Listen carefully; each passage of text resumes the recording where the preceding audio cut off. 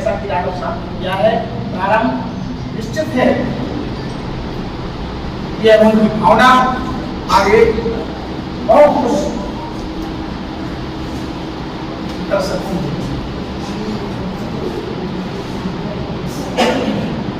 एक बात और यहाँ कहना चाहता हूँ,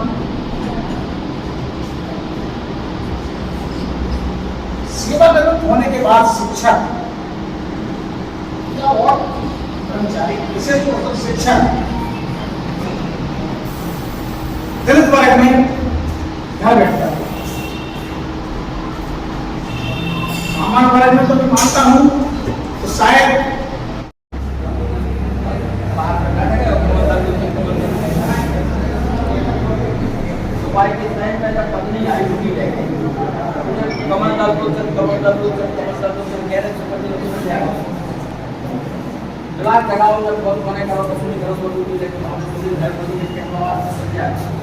दस 20 आदमी आए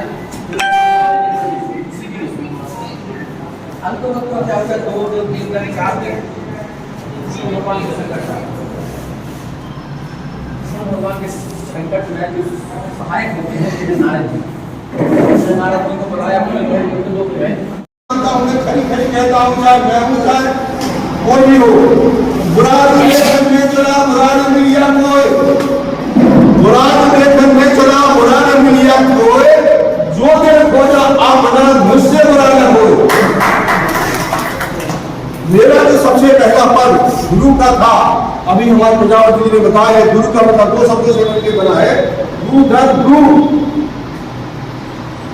जो विद्यार्थी अंधकार में रहता है उसको प्रकाश की वो ले जाने वाला, ज्ञान का उपदेश वाला गुरु का, वो गुरु जाकर के शिक्षक कैसे बन गया, क्या कारण था, ध्यान देना। मैं पहले कहता हूं कि हम खुद अपनी गुरुता का गुरुत्व का भार वहन नहीं कर सकते। गुरु की महिमा वेदों में गाई, सबने गाई है, लेकिन अब वो धीरे धीरे स्थिति खराब हो गई। मानव करता है बंदो गुरुपद पदम परागा, सूरज सुपास स्वर से जुड़ागा, सब अंदर करते थे। और कवि ने तो यहाँ तक किया है राम कृष्ण से को बड़ा अन्य दिखावट।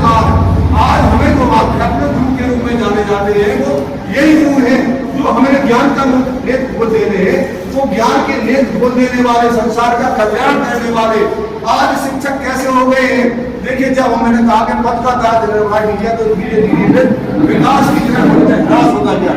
फिर क्या हुआ, शिक्षक सीख के द्वारा वो छकने लगे, तो सीख के द्वारा इतनी सीखता है कि कुछ छक जाता है और सामने वाले को छका देता है, तृप्त होता है, बढ़कर के दूसरों तृप्त रहता है। वो सीख भाई साहब के पास मेरा होता है, शिक्षकों को यहाँ बुलाया है तो उनकी बात जाकर के मैं चाहता हूँ आप संसद में पहुंचे और ये बात वहां उठाए कि हमारे शिक्षकों को शिक्षक का और गुरु का जो दीजिए, इस काम बंधन से मुक्त दीजिए, उन्हें केवल शिक्षा का काम दीजिए, इसलिए आपका शिक्षक बनाने का शिक्षक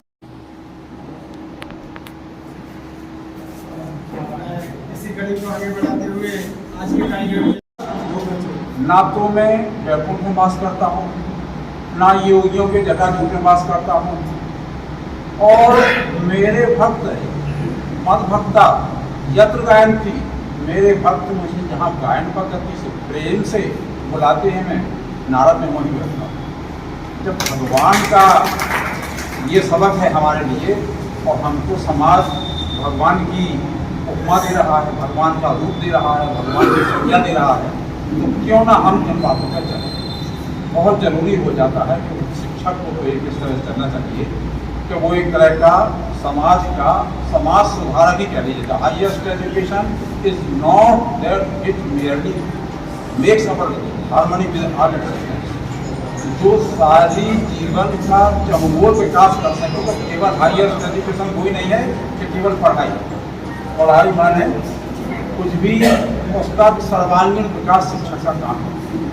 और शिक्षक के होते हुए अगर हमने आज थोड़े से हम विचलित होने लगे हैं, क्या है कि लोग हम अपने आप से कहते हैं कि हम जो है भाई टीचर हैं, तनख्वाह पा रहे हैं, लेकिन नहीं, इसके साथ साथ हमारा मेरे पिताजी का एक कहना था कि हमको 4000 किलोमीटर साल भर की रोडवेज सेवा फ्री मिलती है।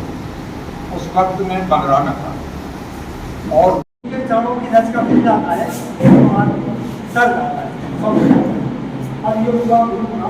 तो राधा कृष्ण जी सही में गुरु थे और बाद में रास्ता भी बने, ये अच्छी बात है, लेकिन उन्होंने गुरुओं का देखा है। हम भी जब गुरु बने तो कुछ भी कर सकते थे। और मैं आपको ये बता दूँ कि शिक्षक वास्तव में सिर्फ सी से सिर्फ बन गया है, तो वो शिव जी का आकार है, वो ले रहा है। फिर छा से वो क्षमावान होता है और का से कर्म है।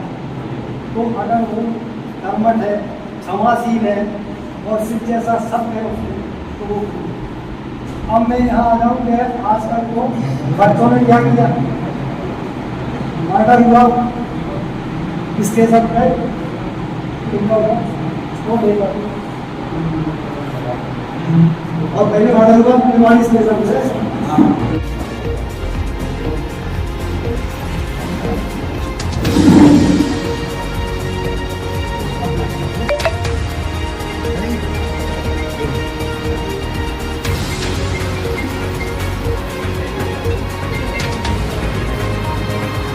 इसी कड़ी को आगे बढ़ाते हुए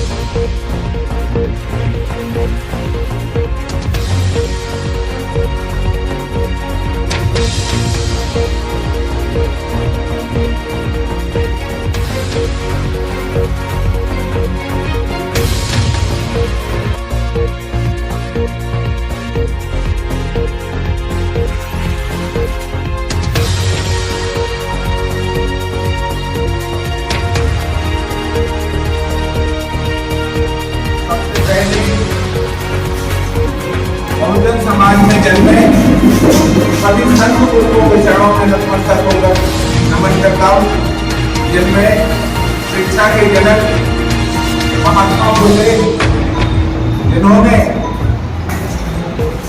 शिक्षा रूपी ज्योत जलाकर सारे संसार को जो दिशा दी है, निश्चित तौर पर हम सब कृतज्ञ हैं, उनके चरणों में नतमस्तक होकर नमन करते हैं। साथ ही परम साहू महाराज, जिन्होंने आरक्षण की व्यवस्था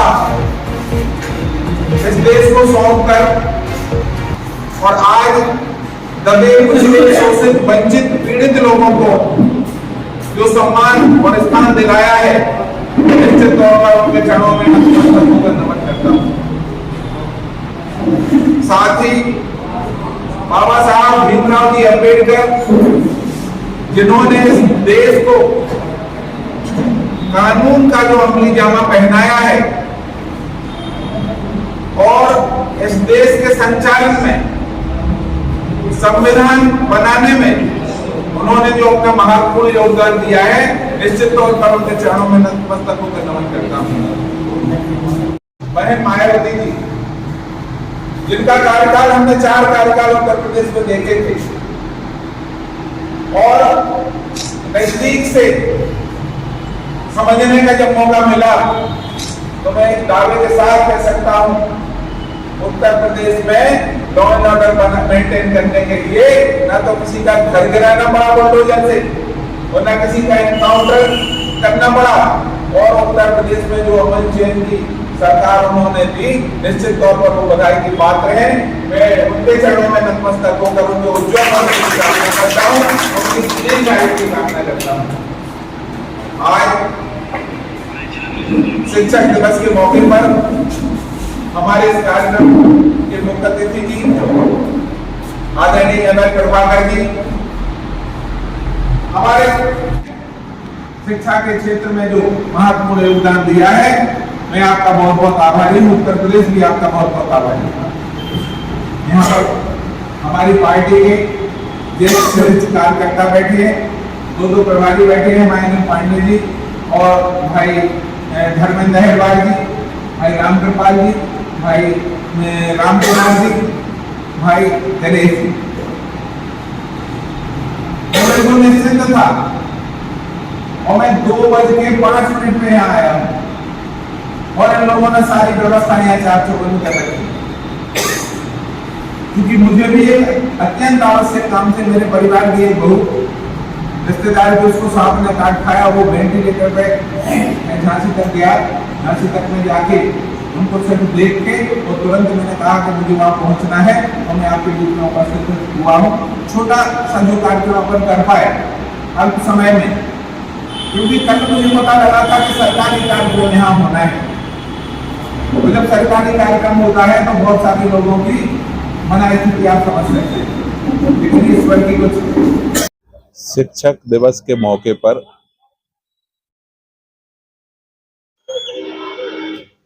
पिछले वर्ष चूंकि चुनाव की बेला थी, उस टाइम शिक्षक दिवस मनाया गया था और मैंने संकल्प लिया था कि निवाड़ी में जिला स्तरीय शिक्षक सम्मान समारोह अब अनवरत रूप से चलेगा। उसी कड़ी में ये द्वितीय शिक्षक सम्मान समारोह जो यहाँ आज संपन्न हुआ है,